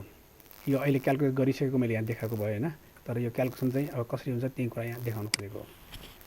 यो भ्यालु कसरी निकाल्यो भनेर पनि हामीलाई यो चाहिएन यो पनि अहिलेलाई चाहिएन 25%। ओके यसै क्वेसन अनुसारको डाटा यो भयो अब यसमा पी निकाल्नु पर्यो है कति हुन्छ कसरी निकाल्ने पी इक्वल्स टु के हो फर्मुला याद छ इटा गामा एच क्यू यो होइन फर्मुला कन्फ्युज भयो भने भन है यो होइन फर्मुला हामी निकालेको फर्मुला च्याप्टर 1 मा हेरेको यही हो नि भनेपछि कुनै पनि हाइड्रो पावरको पावर निकाल्ने फर्मुला यही हो ठिक छ ओके यति हो है कि होइन ठिक छ यो हो अब इटा बराबर कति त क्वेसनमा दिएको छ कति 90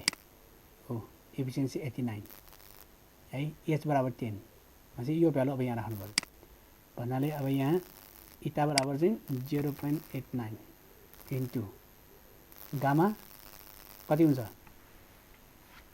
गामा क्वेसनमा दिएको छैन तर यो वाटरको भएकोले गामा भनेको specific weight of the water so there is a standard भएकोले त्यो दिँदैन तपाईँ थाहा पाउने कति हुन्छ गामा भनेको कसलाई थाहा छ गामा भनेको कति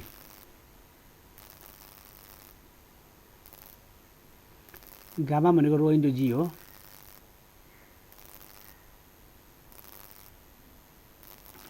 ओके न यस सर गामा भनेको रो इन्टु जी हो सर है गामा भनेको रो इन्टु जी त्यही भएर रो इन्टु जीमा चाहिँ यहाँ रो भनेको कति हुन्छ यहाँ पहिला तल होइन गामा भनेको 98010 gamma is equals to rho into G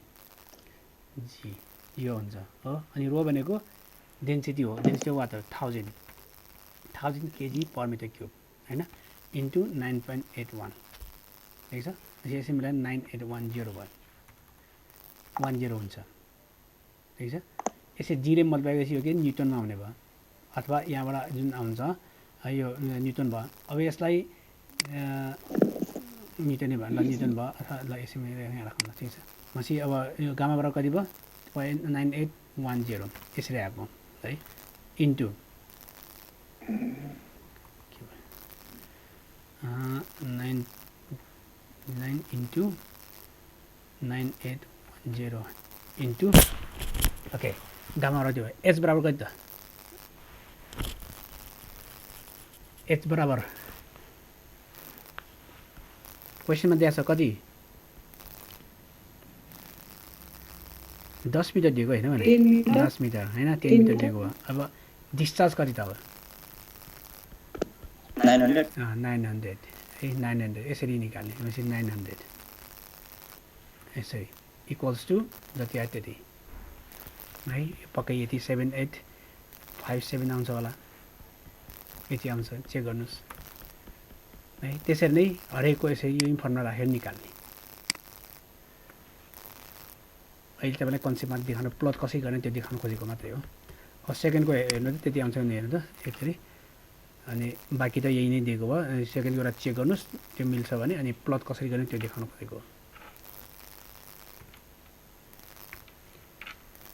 0.89 into 9810 into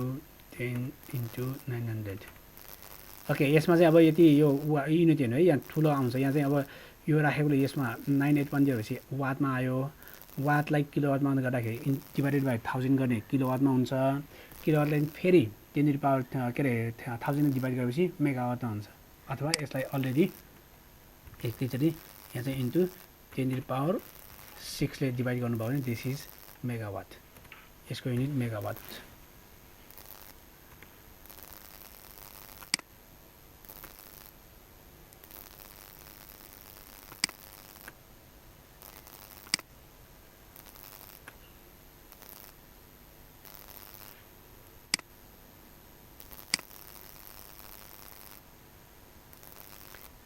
यसमा डिभाइड होइन यसमा डिभाइड हो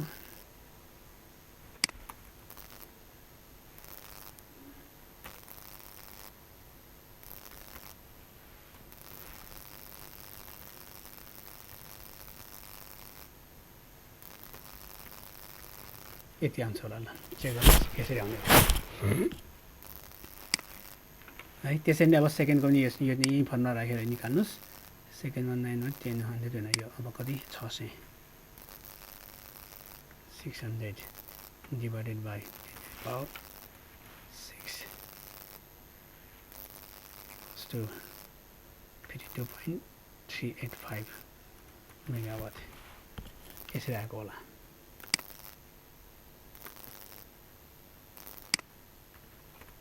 ल चेक गर्नु होला यसरी निकाल्दै जानुहोस् यो यदि आइकै नै हेर्नु होला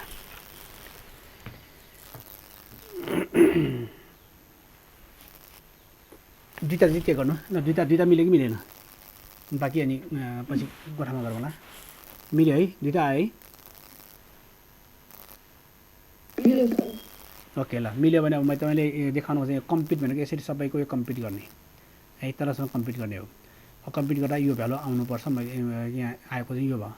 अब यसमा मैले देखाउनु खोजेको प्लट कसरी गर्ने भनेर त्यो देखाउनु खोजेको कि भनेपछि अब यति आइसकेपछि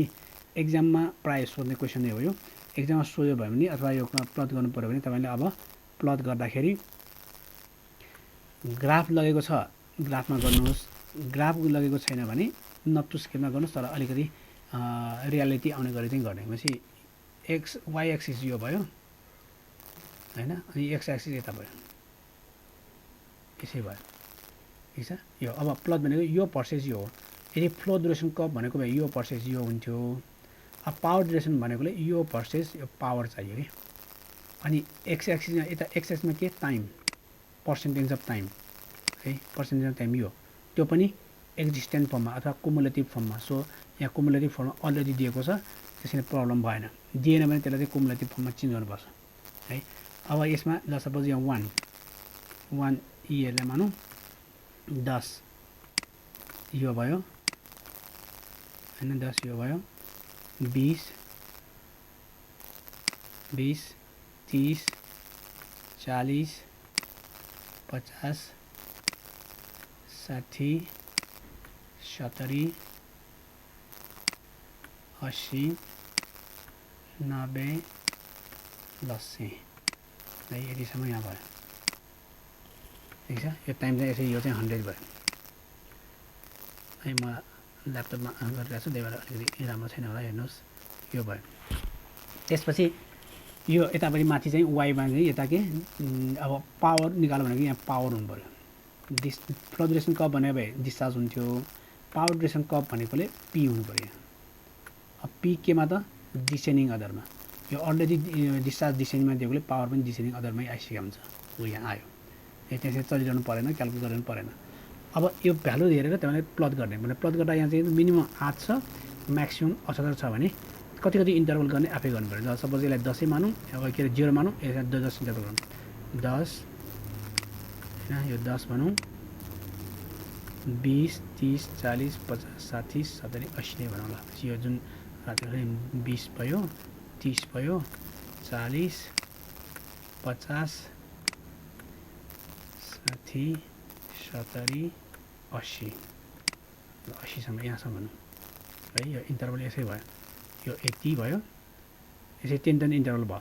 है तपाईँले जति कति यति नै हुनुपर्छ छैन अब त्यो कसरी कति धारा दिएको छ त्यसलाई यसरी राख्ने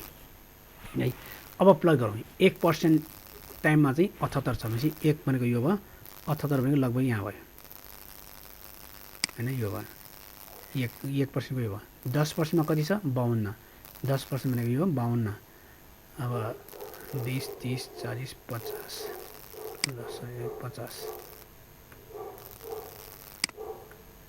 50 को यो लाइन यो 50 को लाइन भने 52 60 70 80 52 भने लगभग यता होला यहाँ भयो 52 को लाइन हो 30 20 मा 43 20 मा 43 यहाँ भयो 30 मा 39 लगभग 40 ल 39 10 20 30 40 40 मा 34 35 50 मा 30 10 20 30 30 यति आयो 60 39 लगभग 30 भयो यसरी आयो है 70 26 25 26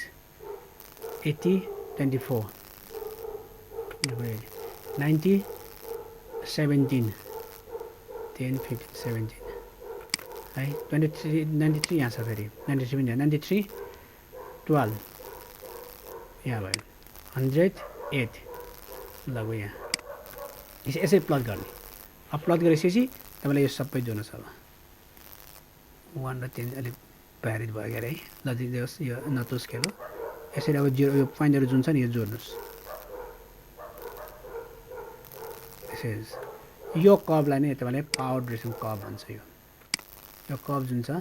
PDC भनेको यही हो पावर ड्युरेसन कर्भ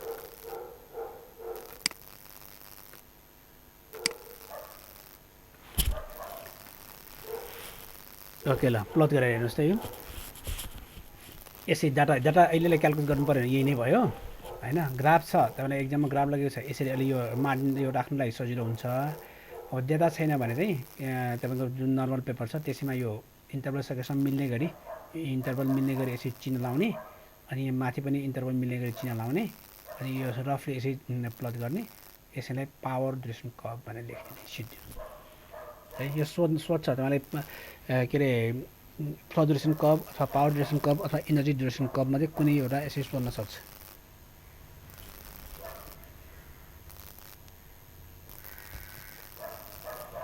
ठिक छ निकाल्न सक्नुहुन्छ यो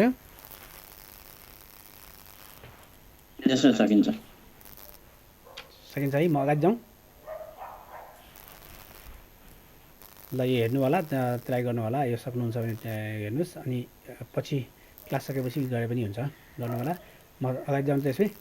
हामीसँग 10-15-20 मिनट बाँकी छ अगाडि जान्छु है त यो सिम्पल छ तपाईँलाई अब अलिकति टाइम चाहिँ लिन्छ होला तर गर्नुहोस्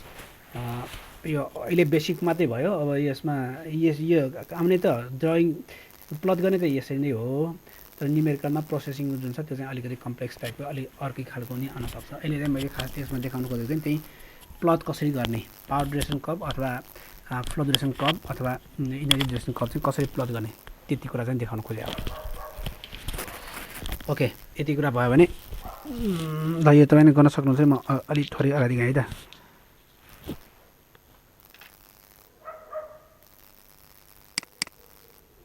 न्युमेरिकल यसलाई पर्दैन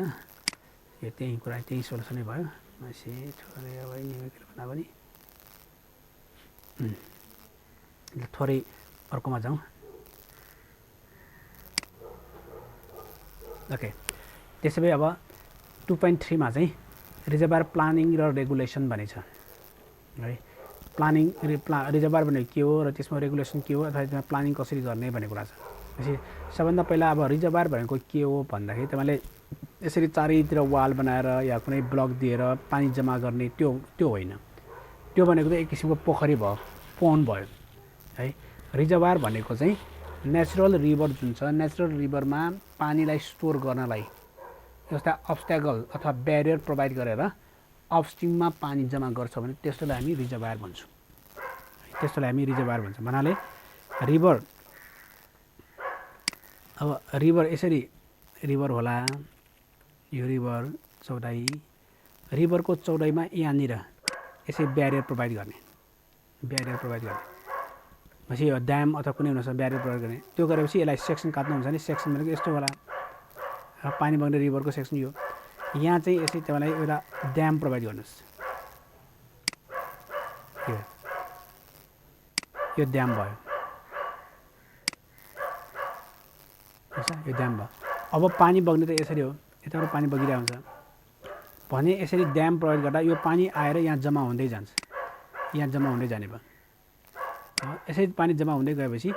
यो जुन पानी जम्मा भएको पोर्सन छ यसैलाई हामी रिजर्भर भन्छौँ यसरी यहाँ ड्याम अथवा अब्स्ट्याकल दिएपछि यतापट्टि पानी चाहिँ जम्मा हुने भयो कि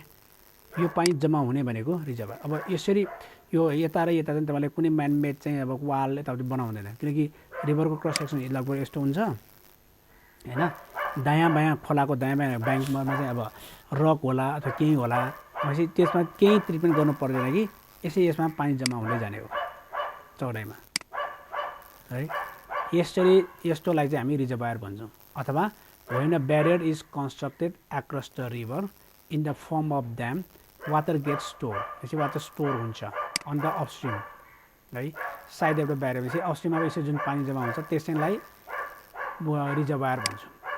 ठिक छ। Side of the barrier forming a pool of the water is called a reservoir. यसरी वाल दिएर अगाडि अपस्ट्रिममा पानी जम्मा हुन्छ भने त्यस्तोलाई हामी रिजर्भयर भन्छौँ है। अब यस्तोमा चाहिँ कबको क्यारेक्टरिस्टिक कस्तो हुन्छ भन्दा, तपाईँको यो सेक्सन त मैले यहाँ बनाएँ। अब जति माथि गयो स्लोप त्यो रिभरको सेप त यस्तो हुन्छ, भनेपछि जति माथि गयो त्यति यसको क्रस सेक्सन के अरे सर्फेस एरिया जुन छ नि त्यो पनि बढ्दै जान्छ। जस्तै यसको सर्फेस एरिया यस्तो होला है, अनि यसको सर्फेस एरिया यस्तो होला। भनेपछि जति हाइट गयो, जति माथि गयो नि, जति इलेभेसन बढ्दै गयो नि त्यसको वाटरको सर्फेस एरिया अथवा सर्फेस एरिया पनि बढ्दै जान्छ अरे।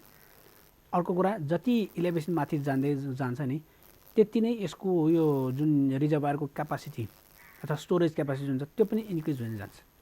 त्यही भएर सर्फेस बढ्दै जाने अथवा सर्फेस फाइन्ड आउट गर्नलाई दिएको इक्वेसन जुन छ अथवा जुन इक्वेसनमा त आउने जुन कर्भ छ त्यसलाई सर्फेस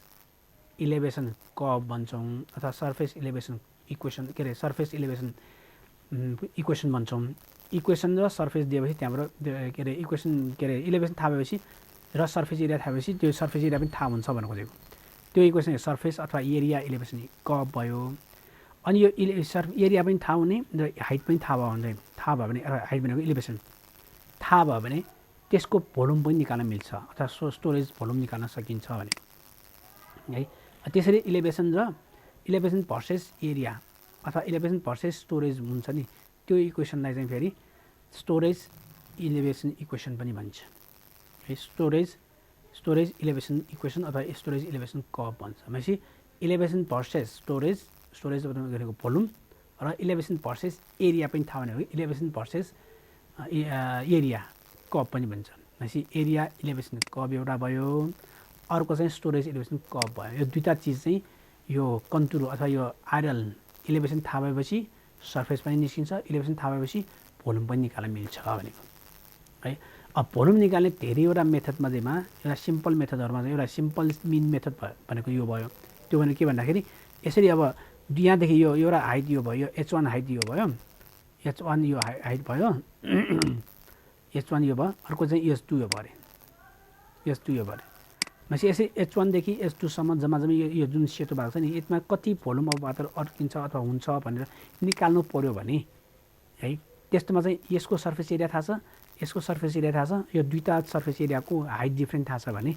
तपाईँको यसको भोल्युम निकाल्न सकिन्छ सिम्पल मेथडबाट। त्यो भनेको सिम्पल मिन मेथड।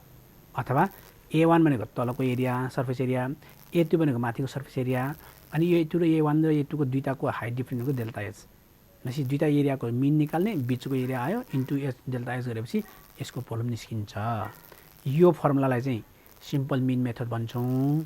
अर्को भनेको जियोमेट्रिकल मिन मेथड भनेको यसरी A1 र A2 पनि थाहा भएको तर यो रुट ओभर AB को रुट ओभर AB राखेर अगाडि चाहिँ डेल्टा एच 3 गर्यो भने यस्तोलाई हामी जियोमेट्रिक मिन मेथड भन्छौँ। यो फर्मुला युज गरेर हामी गर्न पाउने भयो, निस्किने भयो। अर्को चाहिँ प्रिज्मेटिक भने तीनटा, यसको एरिया पनि यही थाहा हुने, टप एरिया पनि थाहा हुने, बिचको मिन एरिया पनि थाहा छ भने यो फर्मुला युज गरेर पनि गर्न मिल्छ।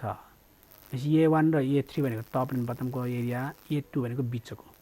है। यसलाई हामी प्रिज्मेटिक फर्मुला भन्छौँ। यो सिम्पल फर्मुलाहरू भयो। तर तपाईँलाई अलिक एकुरेट रूपमा क्यालकुलेट गर्नु पर्यो भने हामी पोलिनोमियल इक्वेसन युज गरिकन गर्न सक्छौँ है। पोलिनोमियल इक्वेसन म्याथमेटिक्समा पढेको जुन पोलिनोमियल इक्वेसन छ त्यसको युटिलाइज चाहिँ यहाँ भन्छ। भन्नाले पोलिनोमियल इक्वेसन भनेको कस्तो त, फर्स्ट टर्म कन्स्ट्यान्ट वानली हैन, फर्स्ट टर्म कन्स्ट्यान्ट वानली कन्स्ट्यान्ट मात्रै भएको यो अल्फा भनेको कन्स्ट्यान्ट भयो, सेकेन्ड टर्म चाहिँ प्लस बिटा कन्स्ट्यान्ट, अनि पछाडिको प्यारामिटर चाहिँ भ्यारिएबल एज चाहिँ भ्यारिएबल है। थर्ड टर्ममा यो अगाडिको टर्म कन्स्ट्यान्ट, पछाडि भ्यारिएबल सेम भ्यारिएबल भयो तर पावर 2। भनेपछि फोर्थमा कन्स्ट्यान्ट एच पावर 3। भनेपछि यसरी फर्स्टमा भ्यारिएबल छैन, त्यही भएर यसमा चाहिँ भ्यारिएबल सेकेन्ड टर्ममा चाहिँ पावर चाहिँ 1 भयो। अनि थर्ड टर्म भन्दा पावर 2, भनेपछि एक टर्म पछाडि भयो नि, त्यो गर्दा लास्टमा के हुने भयो त जम्माजम्मी टर्म चाहिँ एन भयो, भ्यारिएबल एसै भयो। अनि यहाँ पावर चाहिँ एन भन्दा एक स्टेप तल, किनकि यहाँ भ्यारिएबल यहाँबाट मात्रै सुरु भएको, त्यही भएर n-2। यस्तो इक्वेसनलाई हामी पोलिनोमियल इक्वेसन भन्छौँ है। यो इक्वेसन युज गरिकन तपाईँले यो अहिलेको जुन सर्फेस एरिया छ नि, त्यो यो सर्फेस एरिया कति हुन्छ, यहाँको सर्फेस एरिया कति अथवा यहाँको सर्फेस एरिया कति भनेर फाइन्ड आउट गर्न सकिन्छ यो इक्वेसन युज गरिकन। यसलाई हामी पोलिनोमियल इक्वेसन भन्छौँ। अब एक्जाममा यो आयो भने चाहिँ यहाँ त कन्स्ट्यान्ट अल्फा बीटा गामा हुँदै हरेकमा कन्स्ट्यान्ट थप्दै जाने हो। भनेपछि अब कतिवटा कन्स्ट्यान्ट निकाल्न मिल्ने त्यहाँ क्वेसन के अरे गिभन छ, त्यतिवटा टर्म मात्रै लिने। जस्तै अब यहाँ 100वटा जति पनि आउँछ नि, यहाँ त 100वटा प्यारामिटर दिएको छ भने 100वटासम्म दिन सकिने भयो। त्यो भनेको झन्झट हुन्छ। तर त्यही भएर एक्जाममा कतिवटासम्म दिन्छ भने प्रायः 3वटासम्म दिन्छ। 3वटासम्म दियो भने पछाडिबाट नेग्लेक्ट गरेर टेकिङ वानली फर्स्ट 3 टर्म्स भन्ने है। पछाडि झन्झन स्याडो हुँदै जाने हो प्यारामिटर चाहिँ। अब निकाल्न मिल्ने 4वटा निकाल्न मिल्ने दिएको छ भने 4वटा फर्स्ट 4 टर्म्स लिने, 5वटा छ भने 5 टर्म्स लिने, तर जनरली फर्स्ट 3 टर्म्स पनि दिन्छ होला है। यो इक्वेसनबाट चाहिँ सर्फेस एरिया निकाल्न मिल्ने भयो, रिजर्भयरको सर्फेस एरिया चाहिँ निस्किन्छ। अनि यही सर्फेस एरियालाई तपाईँले इन्टिग्रेसन गर्नुभयो भने चाहिँ इन्टिग्रेसन गर्यो भने भोल्युम निस्किन्छ। वेन्स इलेभेसन के अरे area elevation curve is integrated the else will be the capacity reserve elevation curve. Capacity भनेको भोल्युम। भनेपछि यसलाई इन्टिग्रेसन गरेपछि चाहिँ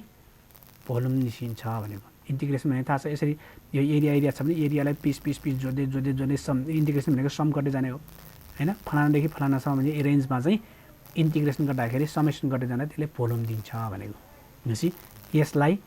इन्टिग्रेसनलाई भोल्युम दिन्छ। सो एएच चाहिँ भयो, डिएच भयो, अनि इन्टिग्रेसन भनेपछि यदि इन्टिग्रेसन गर्दाखेरि भोल्युम दिन्छ। अब इन्टिग्रेसन कहाँदेखि कहाँसम्म गर्ने भन्दा यसरी h1 देखि h2सम्म गर्ने। h1 को भ्यालु कति, h2 को भ्यालु कति थाहा भएपछि यसरी इन्टिग्रेसन गर्न सक्छौँ। इन्टिग्रेसन त थाहा छैन हैन। अल्फामा अब h थपेर आउँछ, बीटा कन्स्ट्यान्ट h²/2 हुन्छ, गामा h3/3 हुन्छ। यसरी द घुम्दै जाने भयो, हर लास्टमा कन्स्ट्यान्ट आउँछ। अब 3टा मात्रै गर्नुभएको छ भने यो यति मात्रै आउने भयो होइन। अब कतिवटा प्यारामिटर दिएको छ त्यति अनुसार यो यसरी इन्टिग्रेसन गर्न सक्नुहुन्छ। भनेपछि यो कन्स्ट्यान्ट के भनेको फेरि integration constant is equal to reservoir capacity datum लेभलको क्यापासिटी भनेको। भन्नुको मतलब अब सपोज यहाँ अघि नै भन्यो भने नि यसमा तपाईँले सुरु 0 त तल हो, यहाँ तलदेखि हो, यो तलपट्टि यति भागमा चाहिँ सेडिमेन्ट डिपोजिट भइसक्यो अरे सपोज, यहाँ सेडिमेन्ट डिपोजिट भयो। अब रिजर्भयर भनेको हामी पानी कति त्यहाँ रहन्छ अथवा क्यापासिटी हुन्छ त्यो हेर्न खोजेको।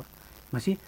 यो 5 मिटरसम्म अलरेडी, यो 5 मिटर भनौँ, यसमा 5 मिटरसम्म अलरेडी सेडिमेन्ट डिपोजिटेड छ भने 5 मिटरभन्दा माथि अप टु 15 मिटर भनौँ न, 15 मिटरसम्ममा जम्मा कति क्यापासिटी हुन्छ भनेर निकाल्नु पऱ्यो भने यसको डाटम भनेको यो भयो कि अलरेडी यहाँ 5 मिटरसम्म त अलरेडी फिलअप भयो नि। कति फिलअप भयो त्यो भोल्युम भनेको जुन छ त्यो चाहिँ डाटम लेभल भयो। त्यो के कन्स्ट्यान्ट भनेको त्यही डाटम लेभलको कन्स्ट्यान्ट। के भनेको इन्टिग्रेसन कन्स्ट्यान्ट भन्छ, which is equals to reservoir capacity at datum लेभलको रिजर्भयरको क्यापासिटी भनेको के। ठिक छ, यहाँसम्म ठिक छ? ओके, ठिक छ भने यसलाई क्लियर गर्नलाई एउटा न्युमेरिकल हेरौँ, सानो न्युमेरिकल, त्यससँग रिलेटेड हो। A contour survey of the reservoir set gives following data. भनेपछि कन्तुरको भ्यालु यसै 200 मिटर हुँदाखेरि यसको एरिया 6 हेक्टर, 210 हुँदा यसको एरिया 18.1, 220 हुँदा 34, 225 हुँदा कति हुन्छ अरे। त्यसरी नै 200 मिटर हुँदा यसको क्यापासिटी 14.1 भने 225 हुँदा यसको क्यापासिटी कति हुन्छ अरे। अब यसलाई integration general determine the general equation पनि निकाल, अनि के अरे स्टोरेज इलेभेसन पनि निकाल र क्यालकुलेसन गर भने हो है। त्यो भनेको यो जस्तै गर भनेको थियो। भनेपछि अब यो फर्मुला भनेको यसमा जाँदाखेरि जुन यो 5 मिटर माथि भने नि यसरी यो लेभल भनेको यसको आरआर भनेको 200 भयो। 200 हुँदा यसको सर्फेस एरिया 6 हेक्टरले, अनि यसको भोल्युम जुन छ तल पानी फिल अथवा सेडिमेन्ट डिपोजिट भएको जुन भोल्युम छ त्यो चाहिँ कति, त्यहाँ कति भ्यालु दिएको छ त्यति रे। भनेपछि डाटम लेभल यो भयो। अब त्यसपछि 210 हुँदा यसको एरिया एउटा होला भने सपोज यो 200 यो तलको लाइन 200 हो भने 200 भन्दा मुनिको थाहा छैन दिएको छैन भनेपछि अब 210 यो होला है 210 हुँदा यसको एरिया सर्टेन कति 18 पोइन्ट समथिङ दिएको छ 220 हुँदा अर्को होला भने 225 हुँदा चाहिँ यसको सर्फेस एरिया कति हुन्छ अरे हैन अनि 200 बाट 225 सम्म चाहिँ यहाँ कति भोल्युम हुन्छ अरे क्वेशन चाहिँ त्यो हो है क्वेशन सोधेको चाहिँ यो क्वेशन क्लियर भयो है द क्वेशन क्लियर भयो भने म यसमा यहाँ ट्राई गरौँ तपाईले सँगसँगै गर्नुहुन्छ भने गर्नुस् नभए म यहाँ चाहिँ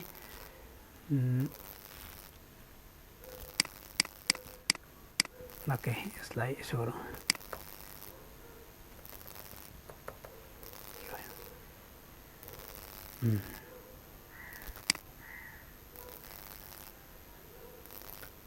ओके यसमा ट्राई गरौँ है त्यसै भए अब एरिया इलेभेसन कर्वको इक्वेसन चाहिँ यो भयो है यो मैले अघि नै भने नि अब कतिवटा टर्मसम्म दिएको छ भने त्यो अनुसार चाहिँ कति टर्म एज्युम गर्ने भनेको जस्तो यसमा यो तीनटा टर्म दिएको छ भने तीनटा कन्स्ट्यान्ट के अरे कन्स्ट्यान्टसम्म हामी निकाल्न सक्छौँ त्यसैले कन्सिडरिङ फर्स्ट 3 टर्म्स भन्यो है कन्सिडरिङ 3 टर्म्स वानली है 3 टर्म्समा कन्सिडर गर्दाखेरि यो इक्वेसनमा यो एच भनेको 211 मा भयो अल्फा बीटा गामा यो फर्म जुन छ त्यही नै भयो हैन यतिसम्म यो इक्वेसन भयो भनेपछि अब यसमा त्यो भ्यालु राख्नु छ अब जस्तो क्यू 200 मा क्यू कति दिएको छ के अरे एरिया कति दिएको छ यहाँ यो एरिया 6 हेक्टर है 6 हेक्टर सो यहाँ चाहिँ एरिया बराबर 6 हेक्टर राख्नु पर्यो 6 इक्वल्स टु अल्फा हैन प्लस बीटा किनकि यो त कन्स्ट्यान्ट थाहा छैन कति हुन्छ थाहा छैन बीटा तर एच चाहिँ कति हुन्छ त अब एच कति हुन्छ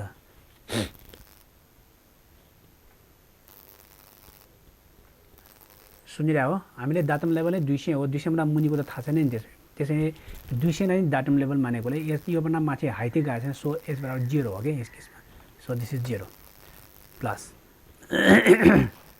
गामा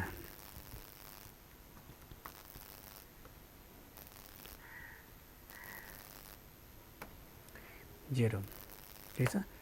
द्याट्स वाइ अब योबाट चाहिँ तपाईले के आउने भयो त यो 0 0 0 भएपछि alpha PHA is equals to 6 आयो ठिक छ यहाँसम्म नाउ फर RL 210 मिटर है 210 मिटरको लागि RL चाहिँ के होला त अब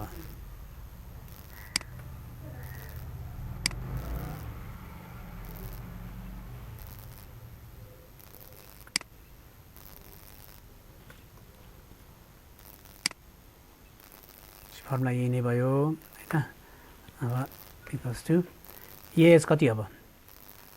210 मा कति छ यो हो 18.1 यहाँ 18.1 इक्वल्स टु अल्फा कति त अब अल्फा त हामीले निकालिसकेको छ नि हैन 6 भयो प्लस बीटा हामीले थाहा दिएको छैन अझै भनेपछि बीटा निकाल्ने इन्टु एच कति हुन्छ कति 10 210 माइनस 200 भनेको 10 भयो हैन डाटम लेभल यो हो सो 210 माइनस 200 गरेर 10 भयो 10 प्लस गामा इन्टु 10 को स्क्वायर हो यहाँबाट एउटा इक्वेसन आउने भयो ल सपोज यो इक्वेसन ए हैन त्यसरी नै नाउ फर RL 220 मिटर 220 मिटरलाई के हुन्छ त्यो हेरौँ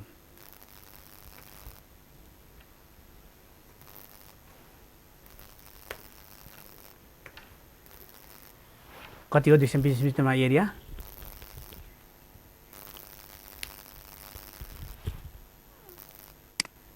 कति 34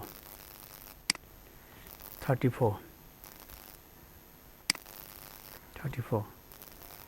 is equals to 6 plus beta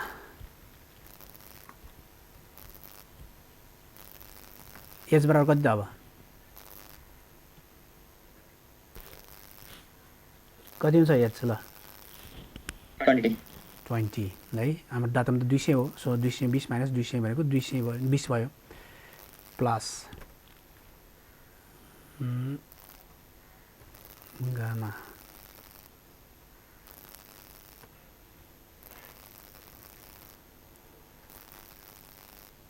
into 20 को स्क्वायर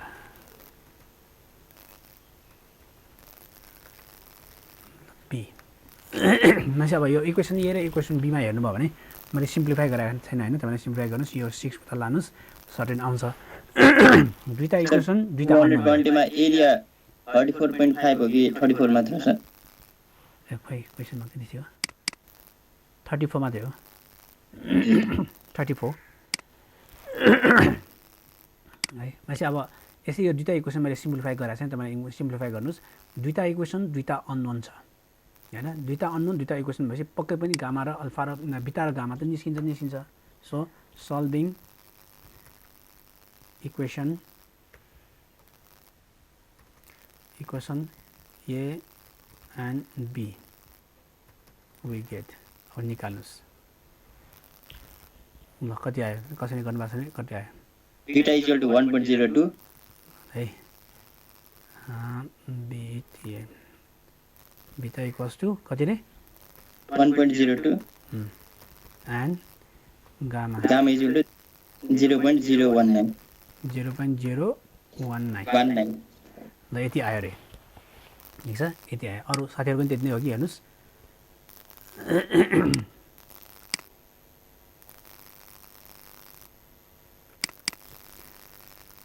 यहाँ तल कति आयो हेर धेरै पछाडिको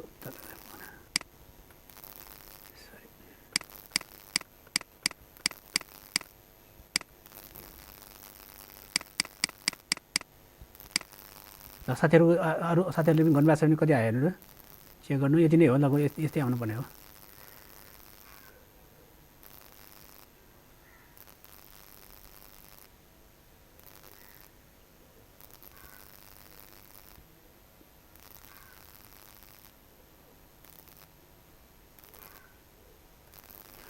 ओके 1.02 एन्ड 0.019 ठिक छ है यति आयो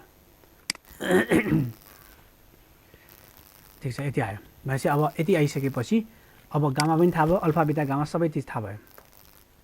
हैन अब तपाईको क्वेशनको आन्सर भनेपछि now the surface area at RL 200 कति थियो 25 metre is given by same formula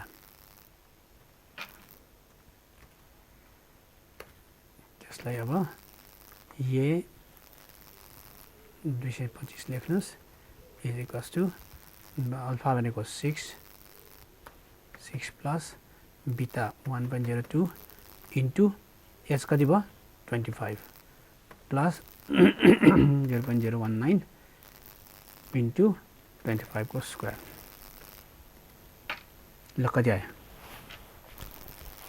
43.375 unit के हेक्टर ड्यास हेक्टर है यसरी निकाल्ने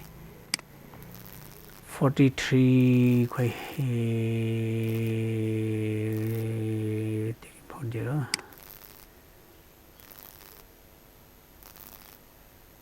निकालेको क्या होइन निकालेको 43 कहाँ छ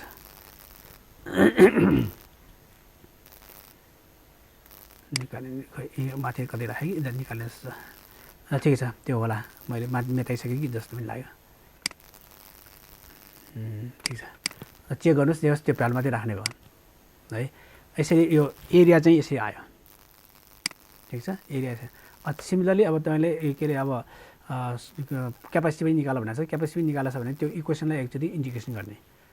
to calculate calculate the capacity of area, capacity of reservoir. To calculate the capacity of reservoir, we have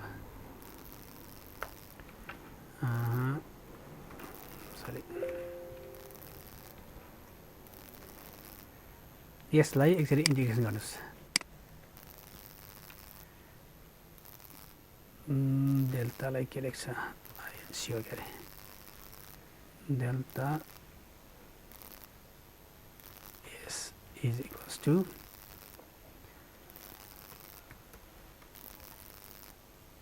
integration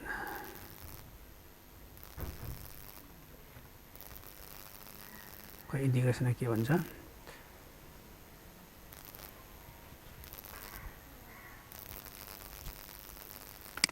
ल इन्टिग्रेसन गर्नुस्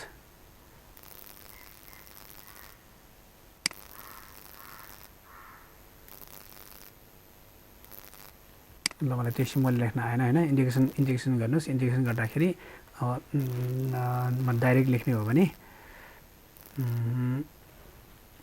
मैले डाइरेक्ट लेख्ने है त अथवा यहाँ माथिपट्टि थियो नि राम्रो सर के को रेसिपीमा इन्टिग्रेसन गर्ने सर यो इक्वेसन गर्ने यो यति लेख्न खोजेँ मैले यहाँ यति गर्न नआएर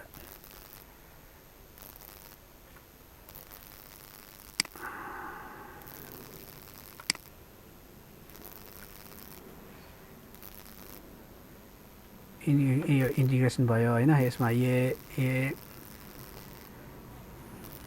एच लेख्ने जीएच ल अलिकति आएन म यसमा चाहिँ यो साटिदिन्छु त्यसै इन्टिग्रेसन गर्दा गरिसकेपछि यो आउँछ हैन चार्ज सेकेन्डलाई यार चार्ज सेकेन्डलाई मैले अलिकति चार्जमा राखेँ अलिकति डिस्टर्ब भयो होला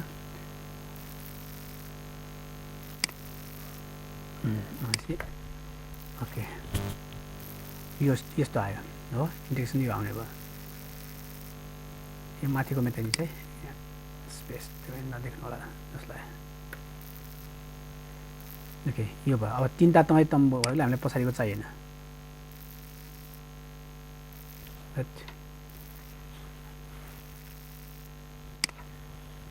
यति भयो अब जस्ट भ्यालु राख्ने हो भ्यालु राख्नुहोस् यस अन्डरस्क्यान 225 इज इक्वल्स टु अल्फा 6 भयो एज 25 भयो प्लस बिटा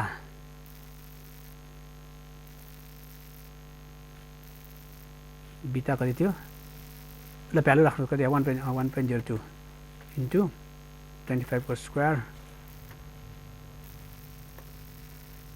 upon 2 plus gamma कति रे 0.019 into 25 को power 3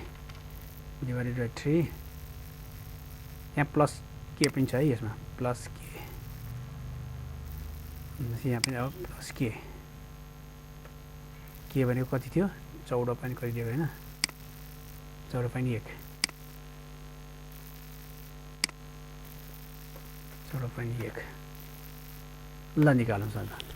है यो चाहिँ यसको आन्सर के अरे भोल्युम क्यापासिटीको आन्सर